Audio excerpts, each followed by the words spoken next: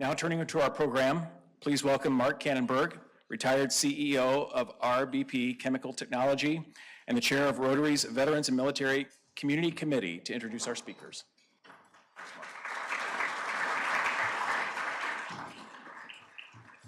Thank you, President Kent. On this day in 1970, I had the privilege of commanding a platoon of infantry in Vietnam.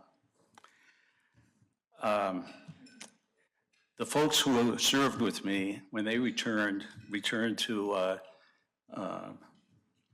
country that didn't really appreciate what they had done, and nor did they know what they had been through. The safety net for people was pretty much non-existent. Today, 55 years later, I have the privilege of introducing you to the driving force of the Vietnam Community Partnership. You're going to hear from Janice Bell, who's the Director of Development for National Expansion at VCP. Janice is a part of that story since its earliest days. Before the first village of tiny homes in Kansas City was built, and the important outreach services even came to life. She was inspired by her grandfather, a U.S. Army sergeant who served in the Korean War and has a deep passion for the VCP mission. She's a social worker by education and a connector by nature. She's driven to make a difference in the world. At VCP, she's found the place where her purpose and passion intersect, helping build communities of hope, stability, and belonging for our nation's veterans. She's joined by Ben Hendershot. Ben is a highly decorated Marine veteran who deployed to Iraq as an infantryman with the 1st Battalion of the 7th Marines. He completed hundreds of missions, including security patrols, sweeps, raids, convoy security, and more. After returning home to Kansas City, Ben earned his Bachelor of Science from Pittsburgh State University in Missouri in construction management. Ben led the building of 35 habitat homes after the tornado disaster in Joplin, Missouri, and followed that as the area manager supervising 7 project managers for the largest home builder in the Kansas City metro area. After meeting the co-founders of VCP, he joined the group in a consulting capacity during its first year. At that point, he accepted a full-time position as Director of Construction. Ben's now the Executive Director of National Expansion, overseeing the day-to-day operations of the expansion team and driving the momentum of their projects. Thank you very much.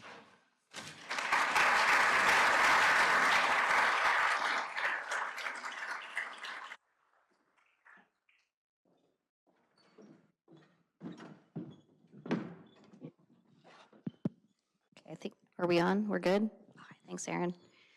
Well, hi, everybody. Thank you for spending this wonderful day with us. Happy Veterans Day. Can I ask, first and foremost, for anyone in this room that's a veteran to please stand?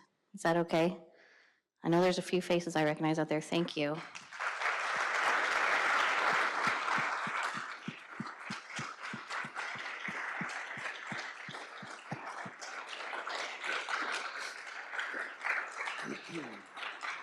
Thank you. Thank you for your service, and thank you for spending this day with us. We're grateful to be a part of this group today.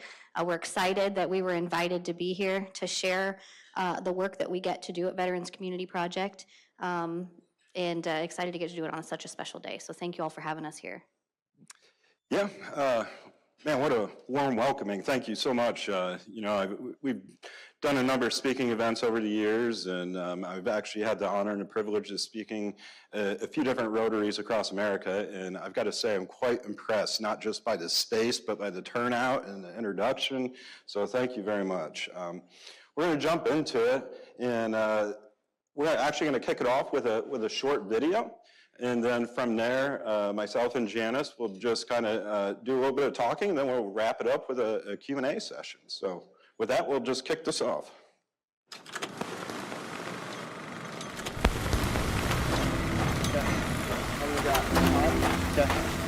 we got? 5, 6. I joined the military when I was 17. My mom had to sign a waiver. My first assignment was Japan. I was the first female in the mechanic shop. I was a crew chief on a helicopter. I am a 12 Bravo combat engineer. I went into the Air Force in security communication. I was regular Army. When I was in, I was 31 kilo.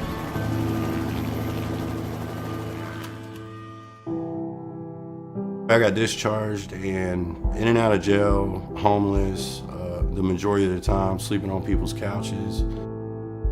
For like 2 months, I'd been camping out down here off of the Little Blue River. Went out down by the lake, and I housed myself up by the lake. Sure did, up in the woods.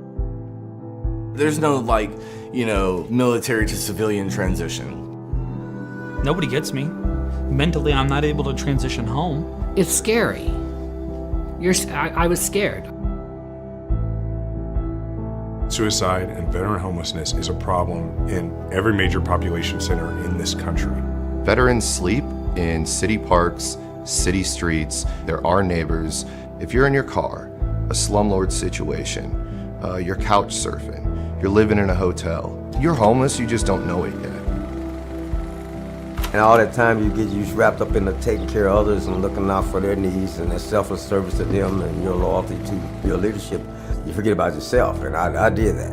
On any given night, there are between 30 and 40,000 veterans that are sleeping on the streets. They're literally on the street corner committing suicide, getting left behind. Nobody has their back. 22 veterans take their lives every day. What very few people know is that out of that 22, on average, 16 of them are not connected to any veteran-specific services of any kind. I had a suicide attempt. During that time, I had a year to lay around and think about what I was doing and how I'm trying to give this gift back. So it really gave me focus in a really unique way to understand my purpose here, what I can bring to this world. And that's where I started going down the route of working with veterans. This whole thing started with a bunch of combat veterans getting together and saving a bunch of lives in Kansas City. Veterans Community Project is a transitional housing facility, right? It's not permanent.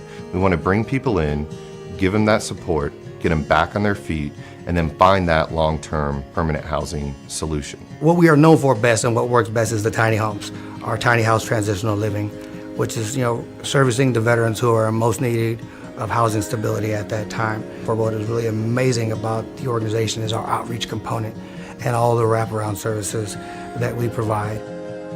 When they enter their home for the first day or really understand all the programming and support and case management we're going to put around them, it's usually a period of disbelief. Are you sure?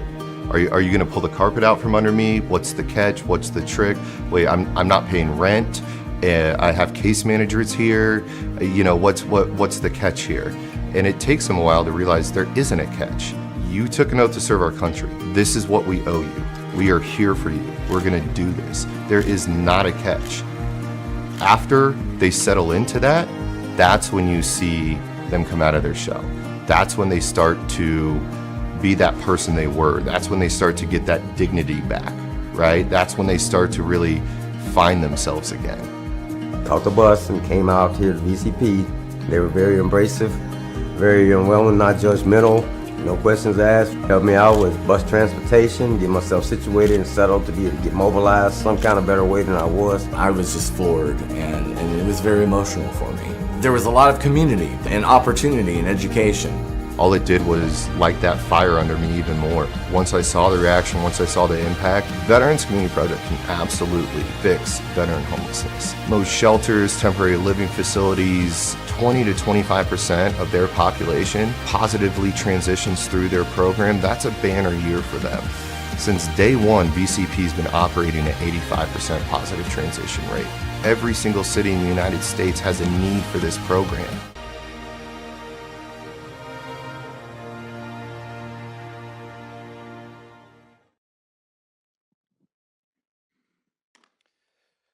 So it's always, excuse me, it's always hard to kind of follow up from that video. You know, I think it does a great job of articulating who we are and kind of what our mission is. You know, we're veterans, housing veterans with armed with the support of the community. And that's truly at the base who we are. And, you know, I think today on being Veterans Day, you know, I look back at how the organization was founded, how we were started, and I think it's important to kind of spend a minute to talk about that and understand that, and it really exemplifies who we are to the core, right? We're a new organization in terms of age and frankly in terms of size. We were founded in 2016. So to be able to be sitting here in front of you today in Milwaukee, it's just very humbling. You know, we're a group of us, all combat veterans, that just by chance knew each other. And everybody kind of had their own little niche at the time. And it wasn't like we sat down at a table and said, you know what we're gonna do? We're gonna create a transitional housing program for homeless veterans, right? That's not how this started. It was a fellow Marine was giving free legal services after he graduated law school, right, to veterans in need. Another Army veteran in a group was going to veterans' houses who didn't have heating and cooling in their house and fixing their units free of charge, right? So everybody kind of had their own little niche thing that they were trying to do to help our brothers and sisters out as much as we possibly could. And just through the sheer chance of it and the course, everybody started getting upset and running into red tape and not being able to help certain individuals because of certain different levels of bureaucracy or bureaucrats, and we just got angry. And so we sat at a bar, not a table, and we said, what would it look like, you know, if we could say yes to our brothers and sisters first and figured all the BS out on the back end of it? Let's just say yes, and let's get the job done and have the faith that at the back end it'll all come together. So Veterans Community Project actually started more or less as, well, not more or less, it did start as a walk-in outreach center, right? And we really wanted to create a place where any veteran, regardless of economic status, regardless of where you are mentally, could walk in and just help guide them through the services that could help them. And whatever that need may be, whether it's basic living things such as food and clothing, to other stuff such as navigating the VA system or whatever their need is, right? And so that's what we did. And really through that outreach process is when we did this really, you know, kind of crazy thing that all kind of hit to us. We said, why don't we start asking all these people, all of our brothers and sisters on the streets, why they're living on the streets, right? Like, let's ask them, what is preventing you from coming in? What is preventing you from receiving the services that are already there? And we heard everything from, you know, they don't feel safe in squad-based shelter type scenarios for obvious reasons. Their pets was a really big one. There's a number of individuals out on the streets simply because they're not going to leave their dog behind. And we just took all that feedback and we said, well, what can we do better, right? And what we really found was that a lot of cities, a lot of municipalities are really, really good at keeping individuals alive, right? There's great programs out there, there's great shelters, and they're doing great work. And there's a lot of really good permanent housing programs out there for long-term use, right? So if certain individuals are gonna need some type of assistance for the rest of their lives, there's really great programs out there. Where the gap was in between. And we really took the approach that, like, look, we're taking people in fight or flight mentalities, right? Living out on the streets, dumping them into a permanent housing situation, and they're failing because nobody's helping them with that transition. And we really correlated it to kind of the transition that we go through when we get out of the military, right? It's really difficult. And out of these group of people, you know, at this table is trying to figure this out, every single one of us struggled. And you saw 3 of the 4 of them right there on that video. You know, we're just everyday, not right in the head combat vets trying to do something good. And so we took a risk and we built the first village in Kansas City. And it was never intended to actually turn into what it is today, right? It was really intended to be more of a legacy project. It was intended to do the best we can for our local community, and then go back to our day jobs and actually try to make a living again, right? And through the process, what we found out is we weren't wrong, right? And if you are to take the time and help these individuals actually learn how to function in society again, they're successful on the back end. And I think that our statistics really prove that, right? And so after we were able to really prove this model works, people started reaching out to us and they're saying, how are you having these successes? How are you doing this? What are you doing different that these other programs are not having the same successes that you are? And places started asking us to come to their city and help them. And so we sat back down at that bar and, you know, over the course of a lot of drinks, decided that we had a moral obligation to help as many of our brothers and sisters as we possibly can, and that we can't tell them no. So it was at that point that we really put together expansion efforts for the organization. And, you know, Janice is going to go a little bit more into the expansion later, but it's just been a natural evolution. And really the core and the root of it all, it's simply just us trying to do what we can, right? And in the transitional housing program, we really take the position that we're not going to put somebody in something that we wouldn't live in ourselves. So, you know, all the co-founders at one point or another have stayed in these homes and really just made themselves part of the community, right? When an individual moves in, everything is brand new.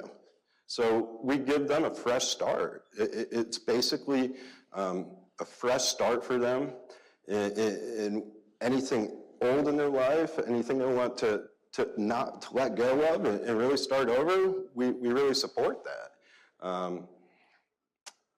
The average length of time is just over a year. It's about right over 400 days. So this is truly transitional by nature. And I think that's really important as well, right? This is not a permanent housing solution. This is us getting you ready for that permanent housing solution. And there's a very, very big difference there. As we started to expand too, what we found is different places, different locations really excel at certain parts of this process, and there's maybe gaps in other parts. So when we look at coming to communities, you know, we really try to immerse ourselves in the local community through the beginning portions of that and really do a good gap analysis of where can Veterans Community Project complement and not compete with other organizations and people already doing great work every day in these communities, right? How can we be a value add and just have that positive energy and really that partnership with the community at large? It may start in Kansas City, right? This right now, on this map up here, kind of shows where we are. We're operational in housing veterans today in the greater Kansas City area, in the St. Louis market, in the Denver market, and in Sioux Falls. Milwaukee and in the Phoenix metro, Glendale specifically, is really where we're working on the projects now. So for anybody who's not aware, we actually had a groundbreaking event here 3 weeks ago, and there's a scraper on site, and I was out there yesterday, and they're marking it, right? So there's good dirt being made in the next few days, so we're really excited about that. So with that, I'm going to turn it over to Janice to kind of let her talk about more of the projects across the country. So. Thanks, Ben. We are turning dirt, you guys. It's happening. All right. For those of you that have been a part of this journey with us for the last few years, we're about 3 years in the making here in Milwaukee. So thank you to all of you in the room that have been on this journey with us to get here. And I think those of you that know that this is a massive celebration to physically be turning dirt on a piece of property to help house veterans in this community. It's exciting. So I'm grateful to be a part of this mission and of this work, and specifically this community. So with that, let's talk a little bit about what that village is going to look like here in Milwaukee. As Ben mentioned, we started in Kansas City, right? They never thought that this would be anything more than just something they would do in Kansas City to fix this problem. As Ben mentioned, they thought they'd go back to their day jobs. They didn't know that there was going to be a duty deferred upon them to do more. And that's something that stays with all of us, whether we work there, we volunteer there, or we give our heart and soul to this. What we do at VCP is about doing what's right, not what's easy. And that is something that all of us to our core feel when we do this work. And hopefully, as you all learn a little bit about this today, and maybe even go check out one of our model homes that's right downstairs when you leave today, you can go see this. We hope that you feel a little bit of that compassion to do more than thank someone on Veterans Day. As Mary mentioned earlier, this is a problem not just in your community and not just in your backyard and in your parks. You can do something about it by helping us. You can volunteer. Help us build these homes, right? There are so many ways to do more for those that served our country. And you get to do that here in this community officially now as we're turning dirt. It was our commitment to this community to start before the end of the year, and we are in November and it is happening. So with that, you see this beautiful rendering here. That is 7 acres of land that we have on the northwest side of town. We're at 60th and Green Tree, if you're familiar with that area.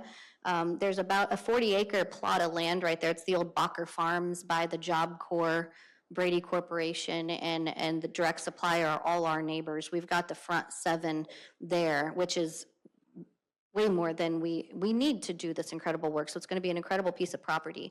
And what you see here is a commercial space out front. That is the Village Center. That is where the work happens, okay? The 40 tiny homes you see behind that commercial building, those homes, while they are housing with dignity and they are beautiful and they are built to code, just like your and I's home on slab, it's just a little bit smaller. Those homes are a tool. It's a resource for these individuals to feel safe, to feel secure. They are trauma-informed, and as they are living there, their case managers and all of our staff are right there on that property with them in that commercial building, working with them day in, day out to get back on their feet again. So when I say those houses are a tool, they're adorable, and I think any one of us would want to live in one of those. It really is a way for them to feel like I've got somewhere safe to sleep tonight. I've got a warm place, I've got food in my belly. Now I can start working on myself, right? And so being able to work on yourself and have those folks right there with you, the case managers that work with them, they work at a ratio of 1 to 10. Anybody here familiar with social work ratios? Yeah? All right. Straight out of college, my caseload was 200 in the foster care program. I really didn't get to do a lot of good for those families.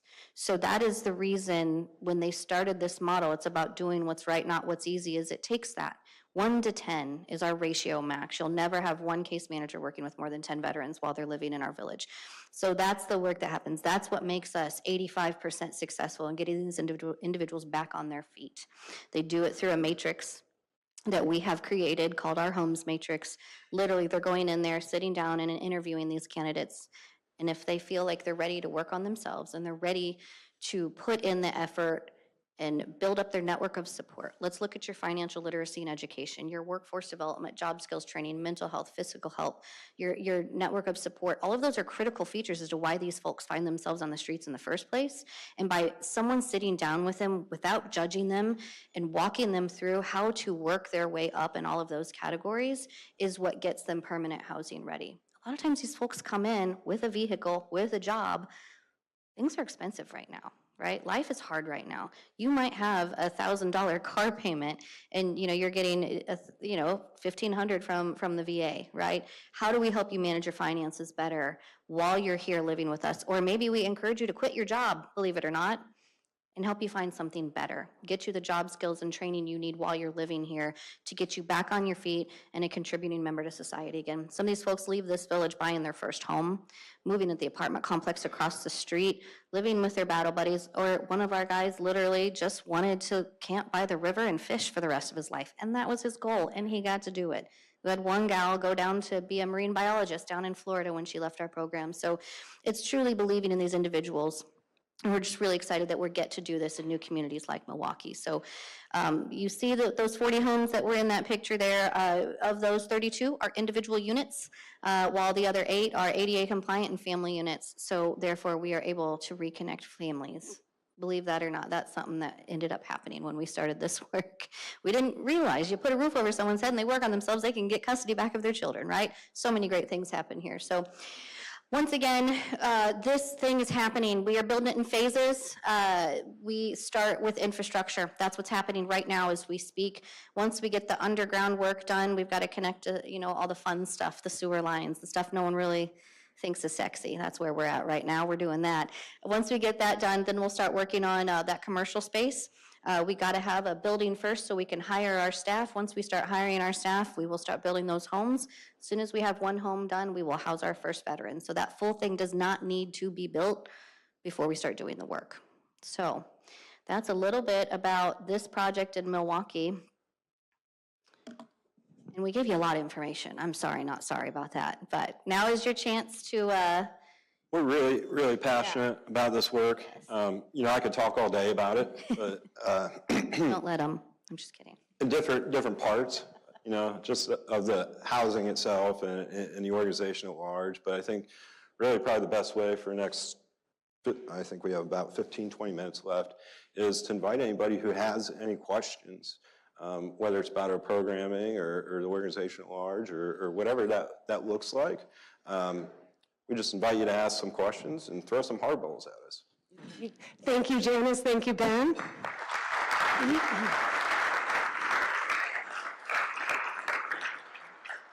If you have a question for Janice and Ben, I invite you to step forward, and please make sure to introduce yourself before you ask your question.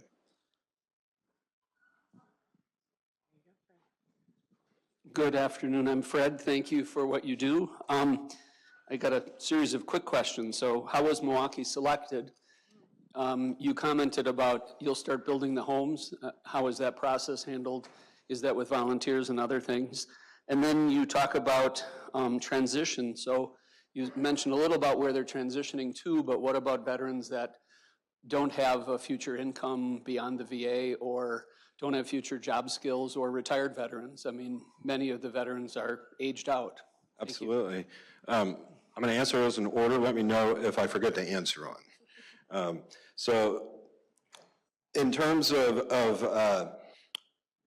how we landed on Milwaukee, this was actually a unique one and different, than any of the other locations we've been to. We were more or less recruited by the folks around here in Milwaukee. We actually have an individual here with us today, Bill, with Milwaukee Tool there. He's been really, really instrumental. He was actually working with another organization just south of town in Racine, and they actually came out to Kansas City and toured our facilities and talked to us about programming. And we, like I said earlier, we love to complement, not compete. So we welcome any organization that wants to come talk to us to come sit down and talk with us. And by the end of that meeting, they basically asked us to try to come up to Milwaukee and take over a project that they were working on, just to try to help as many brothers and sisters as we can. So that's how we ended up here. The process of that took a while, and that's probably why you've been hearing about this project for so long, is because believe it or not, Veterans Community Project was not the one that initiated it here in Milwaukee, but we were asked to come in here and really fulfill the obligations that have been made to the community. In terms of the process of building the homes, internally, we look at this project a couple different ways. We actually internally divide it into 3 separate projects. We have the infrastructure work, we have any commercial buildings, and then we have the houses themselves. So the commercial buildings and the infrastructure work, we do hire general contractors and go out to a bid process, and we have an owner-GC relationship. All of the homes themselves, Veterans Community Project actually acts and is a general contractor, but we are a general contractor that really just self-performs some capital projects, right? And what does that allow us to do? That allows us to, I'm gonna say more of a habitat model, but it's truly not, because we only have one opportunity to do this. And we really want the community to come out and touch hands on this project. We want as many people as want to participate, can participate. Come out and have some ownership in it. And so in order to do that, we have to retain control of the building of the homes. So we actually have a director of construction, and then we hire a local project manager here who's actually a Veterans Community Project staff member, and that rolls over into an operations position once the project is complete. So I think it was 2 of the 3. What was the third one? Oh, what's permanent housing look like? Okay. Yeah, look, everybody's journey is different, right? I'm not gonna sit here and tell you that every single person who transitions out of our program goes into home ownership. I'm also not gonna sit here and tell you that every single person who transitioned out needs some form of assistance for the rest of their life. It's a broad spectrum. Some of them do become homeowners. Some of them transition into market rate rentals. And there are subsection of the population that we work with that frankly will need some type of monthly assistance every month for the rest of their lives. So it's about working with those individuals and really whatever their revenue sources may be, trying to make sure that their budget fits within the lifestyle that they can afford. So it's not necessarily like we have an expectation of people are going to be leaving our programming making X dollars a month. It's making sure that their lifestyle fits within the budgetary constraints of their lifestyle. So hopefully that answers your question. Is that good, Fred? Okay. Hi, Jackie Frederick. You have great knowledge and experience about taking care of these people. How do you work backwards through the VA to the military and Department of Defense so that we provide our military folks what they need and a greater understanding before they leave the military? You know, it seems to me we can learn a lot to prevent the worst from happening to many people. And how do you get that information back to the people who can better take care of our soldiers before they leave? Yeah. Man, this is kind of a personal question for myself. Yeah, I'll answer kind of 2 ways. And the first one is personal experience, right? So like the military does make efforts. I'm not going to tell you they don't make efforts to try to make the transition as easy as possible for individuals. Personally, in my experience, I was in Iraq less than 3 weeks before my EAS day, or which is the day that you separate from the military, right? So for myself, I didn't really go through any of it because I was literally doing missions in Iraq. I flew back to America. Everybody went on 10 days of leave, and I just left the Marine Corps, right? So like, I didn't really have any of that. If you want to talk about how can we set up veterans for the most amount of success, this is probably not the best platform, but I'm just going to throw it out there. A lot of people don't know this. The DoD system and the VA system don't talk to each other, right? So the VA has absolutely no idea who is coming out of service.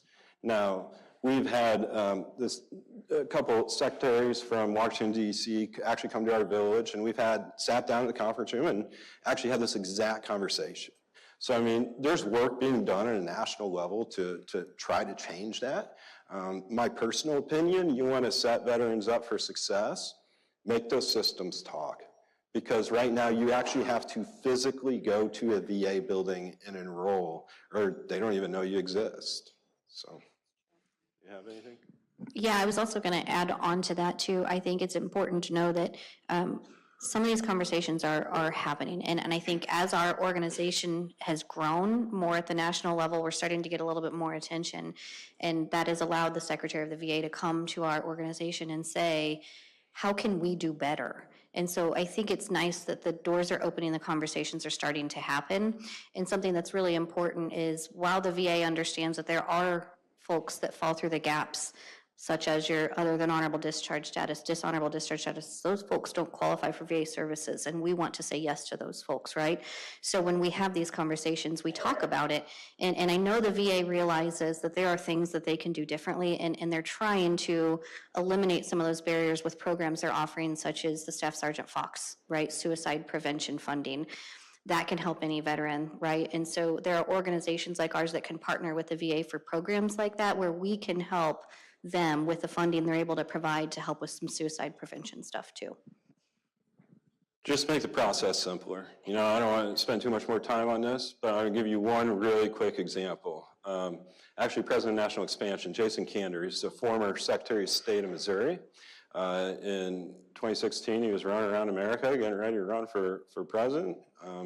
And he was having a lot of PTSD problems. And he decided to drop out of that race. And he said, oh, I'm just going to go be mayor, right? And he was definitely going to be mayor. He was, I mean, by a landslide.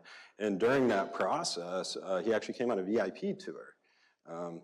And so we gave him the tour and sat down and talked with him. And he jokingly said at that meeting, like, I wish I could just quit everything and come work here, right? We got a phone call from him 72 hours later. And he says, look, I haven't announced this yet, but I'm going to drop out of this race, and I'm going to check myself into the VA, and I just am having too much of a mental crisis to be able to continue with this.